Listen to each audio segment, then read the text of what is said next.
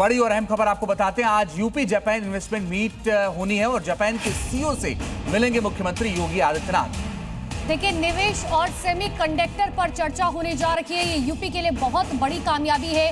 Green energy manufacturing पर बातचीत होगी। 500 एकड़ की जापानी सिटी पर भी चर्चा होगी और इसकी वजह से उत्तर प्रदेश के अंदर निवेश के रास्ते खुलेंगे, जॉब्स के रास्ते खुलेंगे। मैन्युफैक्चरिंग, ग्रीन एनर्जी पर बातचीत होगी। 23 अगस्त तक चलने वाली इस मीट में जापान के 200 से अधिक उद्योगपति, सीईओ, बिजनेस लीडर्स और नीति निर्माता हिस्सा ले रहे हैं। पहली बार इतने बड़े पैमाने पे जापान का कोई डेलीगेशन इन्वेस्टमेंट की दृष्टि से भारत में आया है। सीईओ राउंड टेबल में उत्तर प्रदेश के लिए भविष्य के औद्योगिक अवसरों पर विशेष जोर रहेगा। Green hydrogen, renewable energy, electric mobility, semiconductor, advanced materials, automotive components और डिजिटल इंफ्रास्ट्रक्चर जैसे क्षेत्रों में निवेश की संभावनाओं पर उद्योग जगत के साथ चर्चा होगी।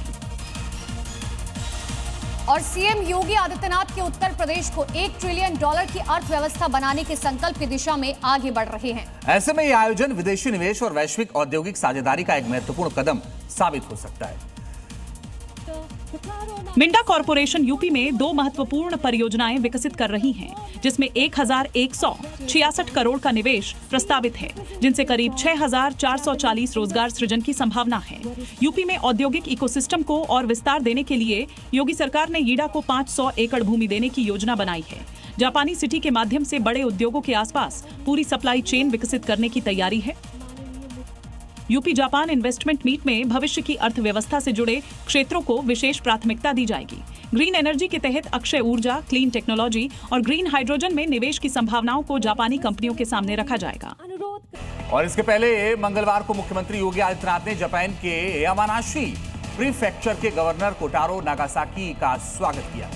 नागासाकी 200 से अधिक जापानी सीईओ, कारोबारी नेताओं, उद्योग प्रतिनिधि और नीति निर्माताओं की डेलीगेशन का नेतृत्व कर रहे हैं। 5 दिवसीय कार्यक्रम की शुरुआत नई दिल्ली में जापानी प्रतिनिधिमंडल के सम्मान में आयोजित स्वागत रात्रि भोज से हुई।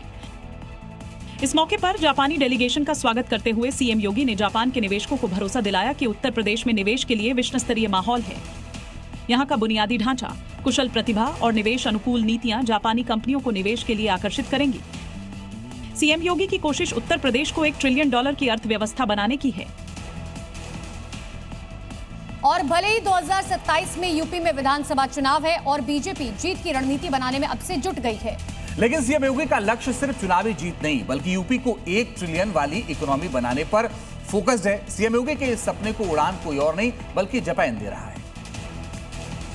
योगी ने यूपी को $1 ट्रिलियन वाली इकोनॉमी बनाने की दिशा में काम 2017 में सत्ता संभालते ही शुरू कर दिया था।